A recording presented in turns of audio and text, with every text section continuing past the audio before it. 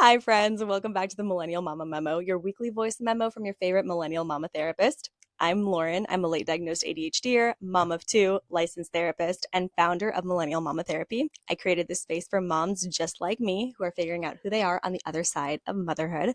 I work with moms all throughout California, and I also offer 2 free virtual support groups that are available to moms anywhere. If you're new here, welcome. I'm so glad that you found me. And if you're a regular, welcome back. Let's get into it. All right, we're going to start off with the Millennial Mama Mix, which is a little bit of everything on my radar as a millennial mom and person. First of all, I just want to talk about the fact that last week I did not record a Millennial Mama memo. I did send out a newsletter in case you missed the memo. And I also talked about this theme of why forcing doesn't work. And that just feels like a really important topic. And so I wanted to touch on it again today. Last week, I had one of those pretty common in the business owner space death spirals where I was like, what am I doing? Why am I doing this? Do I even like what I offer anymore? Do I hate all of my offers? Should I be a therapist anymore? Maybe I'm just going to hit the big red button and explode everything and just be like, done. Clearly, I did not hit the big red button, but I did give myself some space because forcing does not work. Forcing ourselves to do things that are not working for us is a recipe for disaster. And you fellow oldest daughters out there know what I am talking about when we push ourselves too far, when we overcommit, when we feel like we can't say no to things. It's a recipe for resentment. It's a recipe for frustration. And when we don't force ourselves to do things that aren't working for us, it gives us space to step back and evaluate why the thing isn't working for us and how do we need to adjust and adapt and make the thing work for us. So I just wanted to bring this back around that if there are situations in life where you're like, I should be able to do this, like this isn't that hard, or why do other people, other moms, other families seem to be totally fine and can make this work and I can't. Pause and please stop judging yourself, because that doesn't mean there's something wrong with you. It doesn't mean you're dumb. It just maybe means that it's not working for you, and that's okay. Because when we stop forcing ourselves to do something that doesn't work for us, it gives us space to figure out what does work for us, and that is really important. Sometimes we find a better way that ends up working out better for everyone. Moving on to Pink Couch Post-its. This is updates, hot takes, and things worth knowing from the Millennial Mama universe. And actually, this dovetails really well with that theme of not forcing ourselves. One of the things that I have struggled with in my career is like, well, as a therapist, I should do this, or it should look like this. There's a lot of comparison in the therapy space of what a successful practice looks like. This is what a successful therapist looks like. And this last year of understanding that I have ADHD, that has been like a huge mental shift for me of going, okay, I am a therapist and I am a business owner, a person who also lives with ADHD. While I was in my death spiral, stepped away from the red button. I did not explode everything, but I did go, you know what? If I could be doing it how I wanted, obviously within the ramifications of my legal and ethical guidelines, what would that look like? And out of that grew 2 really cool new offers. So the first one is resourcing calls. I am a connector. If you're familiar with Malcolm Gladwell, he talks about these 3 different archetypes. There's a maven, there's a salesperson, and there is the connector. And I am a connector to a T. Connectors love connecting people to the things that they need. I have 100% been on consultation calls with potential clients and have gone, you don't need to be working with me. You need to be working with this person over here. And it brings me so much joy to get that person to the resource, the provider that they need, even if it's not me. It makes me not maybe a great business person because I'm sending business elsewhere. But you know what? I don't care, because it's getting that person to where they need to be, the thing that works best for them. Resourcing calls are for moms who are maybe not sure what they need. It is a 1-hour non-clinical phone call. Not establish a therapeutic relationship with me. There is 0 sales pitch from me, in the sense like there's no obligation to book any services with me. Though if I do think my services will be beneficial for you, I will absolutely tell you, but it is up to you to decide what's right for you. But we talk about what's going on for you, because maybe you don't even need therapy. Maybe you need something else. Maybe coaching is the right fit for you, and I've got referrals for that. Maybe you need a different type of provider. Maybe you need nanny and childcare support, and I can help walk you through what resources we have in the area. So these resourcing calls are primarily for Sacramento local mamas, just because that is the area that I'm most familiar with, that I have the most connections.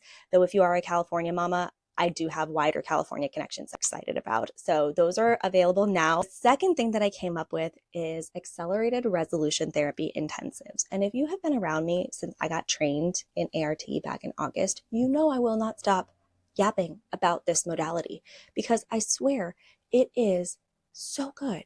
The results that I see in my clients are incredible. The amount of immediate relief from things like birth trauma, from things like challenging family dynamics, overwhelming emotion, intrusive thoughts, OCD, depression, anxiety. It's truly wild. It is evidence-based. It is rooted in neuroscience. If you are familiar with EMDR, which for a long time has been the gold standard of like trauma treatment and memory reconsolidation, EMDR takes 8 to 12 sessions to work through the entire treatment protocol. ART goes through the entire treatment protocol in one session. And I genuinely mean it when I say that I have had clients come in with significant birth trauma and leave feeling better. Like they're like, I know what happened. I have all of the facts. I cannot access any more of the activation. I cannot access any more of the sensory overwhelm stimulation. And it is truly astounding. I also love that it is very supportive of expansion, meaning expanding your window of tolerance, resourcing you. That's how I experienced the most significant change. Was my levels of overwhelm and overstimulation are significantly better. ART intensives are designed to intentionally be like short-term time-bound work. You get an intake session, 2 ART sessions, and then an integration / resourcing session.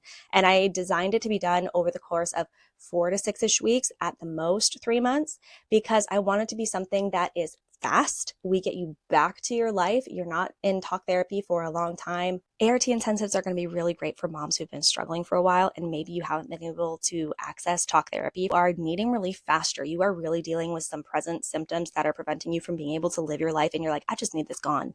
ART intensives are for you. Subscribe to my newsletter. That's going to have more information about it as well. All right, so next we come to the favorites folder, and this is good stuff that I cannot stop talking about that you should know about. And if you didn't know, I am an aspiring hockey girly. I will not say that I am the most hockey knowledgeable, but I think it's such a fun sport. I just, at the beginning of 2025, I was like, I need a thing. I need a hobby, and I selected hockey, and I am so glad. It is so much fun. I enjoy watching the games, and then also all of the like hockey romances, hockey TV shows are just so fun. And there's also some really great things going on out there in the world right now. For example, did you know that there is now a professional women's hockey league? Only like 2 years old. They just finished their second full season. Up until 2 years ago, there was only the NHL. There was only men's hockey teams. Now we have women's. How cool is that? And I'm particularly excited because it was just recently announced that a PWHL team is coming to San Jose. And if you don't know, the San Jose Sharks are my team. Anyway, I am so freaking excited to now not only have an NHL team, but a PWHL team nearish me that like I cannot wait to take my girls to a hockey game soon. So continuing on, if you are in a heated rivalry hangover, same and fair. And this next thing, I cannot promise that it is going to cure the hangover, but it also can't hurt. And that is Off Campus. It is a new show that is on Prime, and it is so adorable. It is about a college hockey team and their friend group. Like, it's one of those like ensemble casts where you just fall in love with everyone. And it's kind of like Bridgerton in the sense that each season is going to be like featuring like a different leading couple. Oh my God, it was just so good. Like themes it explored, the ways that it explored like safety, consent, emotional well-being, emotional maturity, communication. Oh my, it was so good. I loved it. I binged it. I'm on my second rewatch. Highly recommend. And then before we wrap up the topic of hockey, last final thing I need to say, Vegas Golden Knights, you guys can go kick rocks. That's all. Wrapping up this slightly chaotic episode with one last thing, and that is where I share all the ways that we can work together.